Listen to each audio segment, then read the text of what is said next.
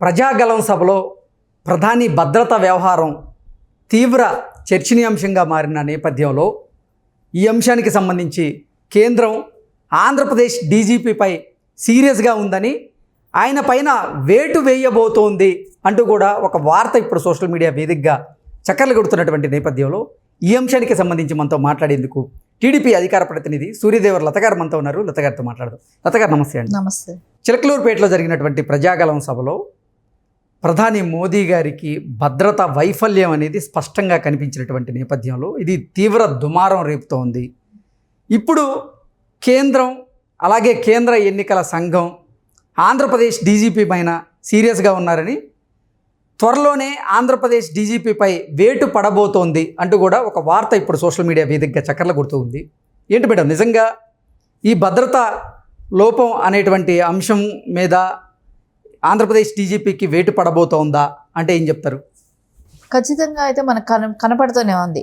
ప్రభుత్వంలో ఉన్న డిపార్ట్మెంట్ మొత్తం కూడా వైఫల్యాలు మనకు కనపడుతున్నాయి. సో డీజీపీనే అలా ఉంటే ఇంకా మిగతా డిపార్ట్మెంట్ వాళ్ళంతా ఎలా ఉంటారు ఒకసారి ఆలోచిస్తే మనకు అర్థమవుతుంది కదా. ఈ డీజీపీగా ఒక్క పార్టీకి కొమ్ము గాయటం అనేది ఎక్కడా కూడా మనం చూడలేదు, గతంలో ఎప్పుడూ చూడలేదు.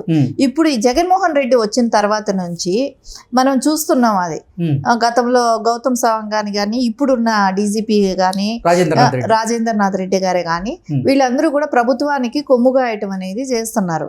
సో ఎలాగైనా కూడా ఈయన ధ్యేయం లాగా ఉంది, మళ్ళా అధికారంలోకి జగన్మోహన్ రెడ్డిని తీసుకురావాలి అనే ధ్యేయంగా పనిచేస్తున్నట్టున్నాడు.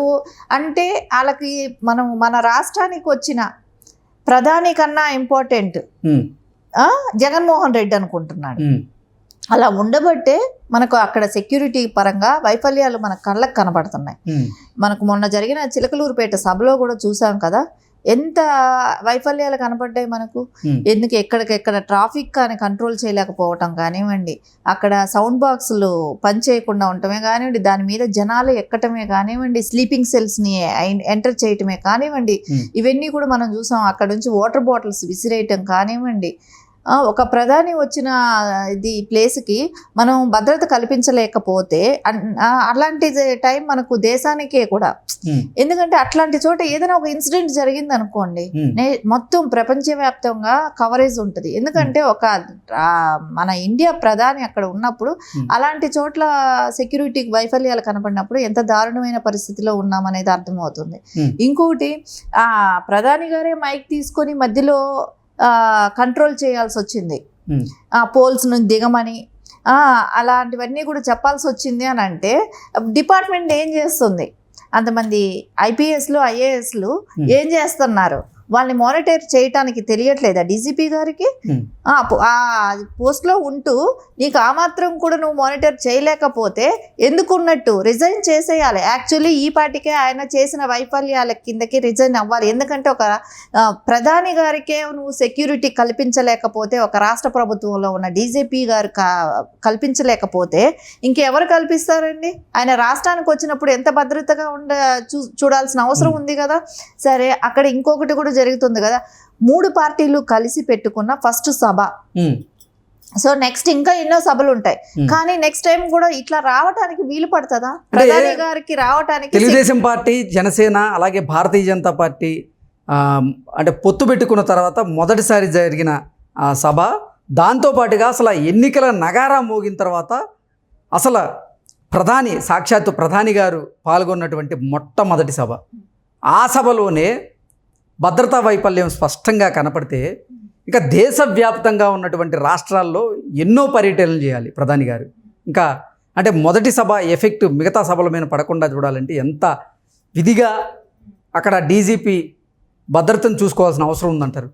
ఖచ్చితంగా అండి. డీజీపీ ఎక్కడ ఏ స్టేట్లో కూడా ఇంత ఘోరమైన వైఫల్యాలు ఉండవు. ఎందుకంటే అక్కడ ఉండేదంతా జగన్మోహన్ రెడ్డి కాదు, ఏపీలో ఉండేది జగన్మోహన్ రెడ్డి కాబట్టి ఏపీలోనే అలాంటి వైఫల్యాలు కనపడతాయి. ఇక్కడ ఇప్పుడు 3 పార్టీలు కలిసి మీటింగ్ పెట్టినప్పుడు జనం కూడా, క్రౌడ్ కూడా అదే స్థాయిలో ఉంటారనేది తెలుసు కదా. సో ఎప్పుడు కూడా చూస్తుంటాం, అంటే నారా చంద్రబాబు నాయుడు గారి మీటింగులకే నువ్వు భద్రత ఎప్పుడూ కూడా కల్పించలేదు. సో క్రమశిక్షణ కలిగిన తెలుగుదేశం కార్యకర్తలు కేడర్ కాబట్టి ఎప్పుడూ కూడా ఒక పద్ధతుల ప్రకారం ఉన్నారు. కానీ ఇప్పుడు అదే పరిస్థితి కూడా వాళ్ళు కేడర్ బాగుండబట్టి, జనసేన కేడరే కానివ్వండి, తెలుగుదేశం కేడరే కానివ్వండి, బీజేపీ కేడరే కానివ్వండి, వాళ్ళు ఉన్నతంగా ఆలోచించి వాళ్ళు సర్దుకొని చేసుకున్నారే కానీ ఎక్కడ కూడా పోలీసు అయితే మటుకు ఎక్కడ కూడా హెల్పింగ్ లేదు. వాళ్ళకి అసలు ట్రాఫిక్ క్లియర్ చేయకుండా అంతంత కిలోమీటర్లు నడిచి రావాల్సిన పరిస్థితి వచ్చింది. ఇలాంటివన్నీ కూడా మనకు కనపడుతున్నాయంటే ఖచ్చితంగా కూడా ఇది డీసీపీ గారి వైఫల్యం కిందే. ఈ పాటికి ఆయన రాజీనామా చేసి ఉండాలి. ఇలాంటి వైఫల్యం ఒక ప్రధానికి మనం రక్షణ కలిగించలేకపోయామన్న దానికి వాళ్ళకే షేమ్ ఫీల్ అవ్వాల్సిన అవసరం ఉంది. అలాంటిది ఆయనకి ఎప్పుడు అనిపిస్తుందో లేదో తెలియట్లేదు. కానీ జగన్మోహన్ రెడ్డి ఏం చెప్తే చెంచాల్లాగా అయిపోయింది గవర్నమెంట్ డిపార్ట్మెంట్ మొత్తం కూడా. ఇప్పుడు ఈ ఐఏఎస్లు ఐపీఎస్లు కూడా చూస్తున్నామండి. వాళ్ళు ఎవరైనా కూడా సరే జగన్మోహన్ రెడ్డి ఏం చెప్తే అది పాటిస్తున్నారు. అంతేకాని వాళ్ళకాగా గవర్నమెంట్ మనం సెంట్రల్ గవర్నమెంట్ వర్క్ చేస్తున్నామని కలెక్టర్స్కి కానీ, స్టేట్ గవర్నమెంట్లో ఉన్నామని డిపార్ట్మెంట్కి కానీ ఎప్పుడూ కూడా అనిపించట్లేదు. వాళ్ళు ఓన్లీ 5 సంవత్సరాలు ఉన్న సీఎం జగన్మోహన్ రెడ్డి కోసం. అయినా ఇప్పుడు ఆయన సీఎం కాదు, ఆపద్ధర్మ సీఎం. రేపొద్దున ఆయనే సీఎం ఉంటాడనేది కూడా లేదు కదా. అయినా ఎందుకు ఇలాంటి దారుణాలు చేస్తున్నారు? ఒక డిపార్ట్మెంట్కి ఆలోచన అనిపించట్లేదా? ఏది ఏమైనా మన రాష్ట్రంకి ప్రధాని గారు వచ్చినప్పుడు అలా బిహేవ్ చేయటము, అలా నడుచుకోవటం అనేది పద్ధతి కాదు. మనం పలుమార్లు లాస్ట్ టైం మనం చూసాం. నారా చంద్రబాబు నాయుడు గారు సీఎంగా ఉన్నప్పుడు అప్పట్లో అపోజిషన్గా ఉన్న బీజేపీ ఆయన ప్రధాని హోదాలో వచ్చినా కూడా ఆయనకి సెక్యూరిటీ కల్పించారు. ఎప్పుడు కూడా మనం వాళ్ళతో పొత్తులు లేకపోయినా కూడా తెలుగుదేశం పార్టీ ఆయన ఎప్పుడు ఏపీకి వచ్చినా కూడా ఆయనకి అంత భద్రత సెక్యూరిటీ అనేది ఎప్పుడూ కల్పించారు. ఇప్పుడు అదే కేంద్రం ఆలోచిస్తుంటది కదా, మనం గతంలో ఎప్పుడూ ఇలాంటివి జరగలేదు, ఇప్పుడే ఎందుకు ఇలాంటివి జరిగాయి అంటే బికాస్ జగన్మోహన్ రెడ్డి. సో ఈయన యంత్రాంగాన్ని ఈ విధంగా నడిపిస్తున్నాడు అనేది అయితే మాకు తేటతెల్లం అవుతుంది కదా. అంటే ప్రధాని మోదీ భద్రతా వైఫల్యం వల్ల ఇప్పటికే ఆంధ్రప్రదేశ్లోని 3 ఎస్పీల పైన కేంద్ర ఎన్నికల సంఘం వేటు వేసింది అంటూ కూడా నిన్న మొన్నటి వరకు వార్తలు వచ్చిన నేపథ్యంలో, వార్తలే కాదు వాస్తవమైన నేపథ్యంలో, ఇప్పుడు కేంద్రంతో పాటుగా కేంద్ర ఎన్నికల సంఘం కూడా ఆంధ్రప్రదేశ్ డీజీపీ మీద వేటు వేయబోతోంది అంటూ కొన్ని వార్తలు వస్తున్నాయి. ఏంటి, నిజంగా వేటు పడే అవకాశం ఉందా? ఖచ్చితంగా వేటు పడే అవకాశం అయితే కనపడుతుంది. ఎందుకంటే ఎలక్షన్ బిఫోర్ ఒక పార్టీకి కొమ్ము కాస్తున్నాడు అనేది అయితే మనకు కనపడుతుంది కదా, తేటతెల్లం అవుతుంది. ఎందుకంటే ప్రధాని గారు వచ్చిన సభనే నువ్వు ప్రొటెక్ట్ చేయలేకపోతే రేపొద్దున ప్రధాని గారు ప్రతిసారి కూడా రావాల్సి వస్తుంది. ఇంకో 2-3 విజిట్స్ ఉంటాయి ఎలక్షన్ బిఫోర్. సో అలాంటప్పుడు ఏం భద్రత కల్పిస్తాడు? సో వైఫల్యం కనపడింది కాబట్టి ఆయన్ని ఖచ్చితంగా తీసేసే అవకాశాలు చాలా వరకు ఉన్నాయి.